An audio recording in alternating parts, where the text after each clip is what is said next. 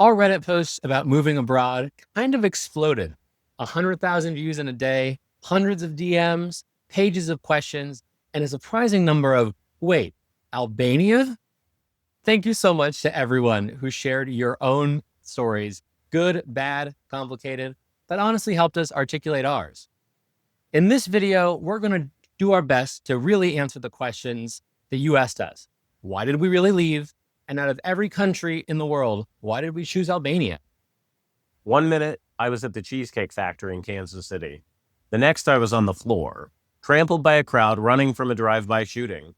That single terrifying moment was the catalyst. It crystallized a feeling we'd had for years. It was time to leave the USA. A comment we heard a lot was, why not just move away from the demographic that does drive-by shootings? That frame misses the point. It wasn't about running away from a specific place or group, but running towards the lifestyle we'd always wanted. In 2020, we bought our first house, and it was a big, beautiful, historic home. But the road outside always felt like a highway. There were sirens at all hours of the night. Stress was dialed up to 11. We were paying more and enjoying less. We wanted a beach. We wanted sun. We wanted a slower pace of life that more aligned with our nervous systems. We wanted fruits and veggies that taste like they remembered the farm that they came from. And we wanted out of the constant culture war that was pushed on us through every screen. The shooting was the final push, not the only reason. We'd already test-driven different lifestyles. We'd been to Spain, Portugal, Malta, Italy. Each trip made the same thing obvious. And so we decided to treat it like a project, not a fantasy. We sold 95% of our stuff, ran our own estate sale, timed everything to the closing of our house, and downsized to 2 suitcases each. Moving abroad wasn't an escape hatch for us. It was a design choice. We traded car cubicle to sea to city. We traded constant sirens for the sounds of waves.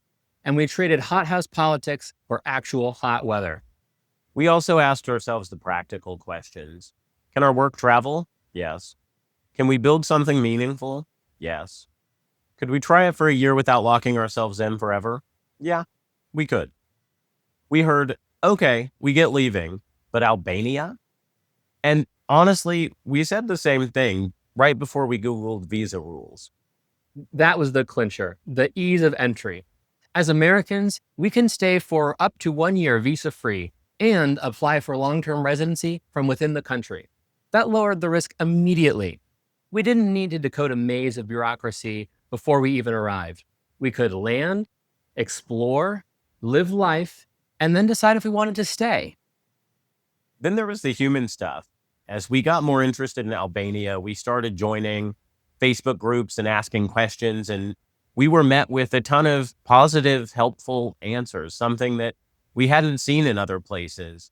That warmth resonated with us, but frankly, it's really hard to describe until you get here to actually understand it. Albanians are absurdly kind, just from the jump, and they actually like Americans here. You can feel it at the market and at the cafes and at the beach. There's a pride that's hard to describe until you actually experience it. Another thing that was huge for us was food. Fresh, non-processed, farm to table. They're not just marketing slogans here. That's just the default. Tomatoes taste like tomatoes. The olive oil tastes like liquid gold. It doesn't taste anything like the olive oil you get in the United States. It's amazing, and our health has improved dramatically. I'm a Mercedes nerd. If you love old W123s, W124s, all the classic diesel Mercedes, this place is like a rolling car museum. You see them everywhere. It's amazing. It's so fun. We'll be driving around and Sam will be like, look, and I'll be like, another. We also underestimated the infrastructure. Everyone warned us it would be rough, and I was personally really concerned about the roads. And sure, there are some challenges, but the improvements here, especially over the past 5 years, are unreal. New tunnels through mountain passes, new roads, better connectivity, better digital infrastructure, even a new international airport in Vlora coming soon. The cities are changing month to month. The coast is stunning. The mountains feel like a movie. We'd never been here before, as I said before. We sold everything and packed our suitcases on a leap of faith because the math and the visa policy and the vibe all checked out.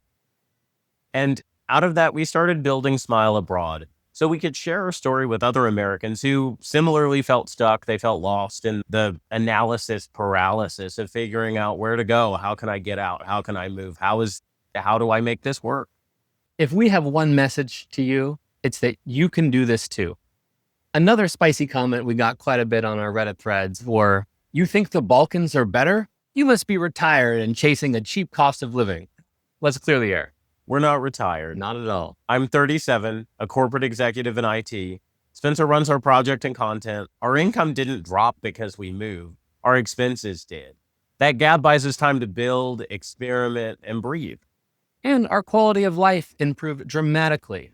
Just look at the beautiful views that you get to wake up to every day. Is Albania perfect? No. No country is. Local wages are low. Bureaucracy can be creative.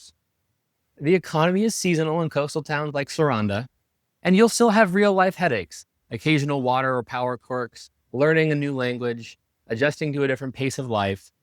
But the trade-offs, they work for us. We wake up the Ionian Sea, we walk to coffee, we shop produce that tastes alive, and we can be at the beach in 5 minutes. The community is strong and incredibly safe. Healthcare and dental costs are dramatically cheaper too. And the thing I was worried the most about, being able to make friends, has actually been some of the easiest. I found it's much easier to make friends here than it was back home in Kansas City.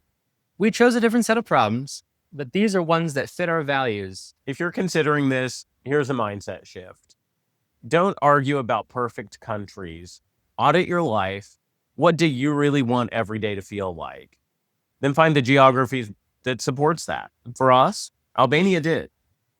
So there was a combination of the desire for a different life, the specific catalyst of the Cheesecake Factory shooting, and the unique practical benefits that Albania offers that led us here. We took a calculated risk, and a year later, we can say it's the best decision we ever made. Now it's your turn. What's the biggest thing holding you back from the big change, abroad or otherwise?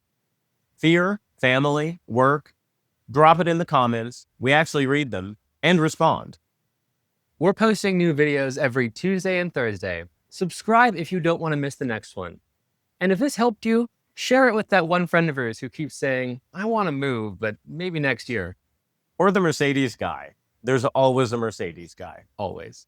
Well, that's all for today. Coming soon on our channel, we're going to do a deep dive into how to buy a car when you're an American in Europe. Also, we're going to take you through our journey of leaving Kansas City, flying with our cat, arriving in Albania, those first few days. And what Americans get wrong about Albania: safety, people, and the culture. Don't forget to subscribe. Thanks for watching. Thanks.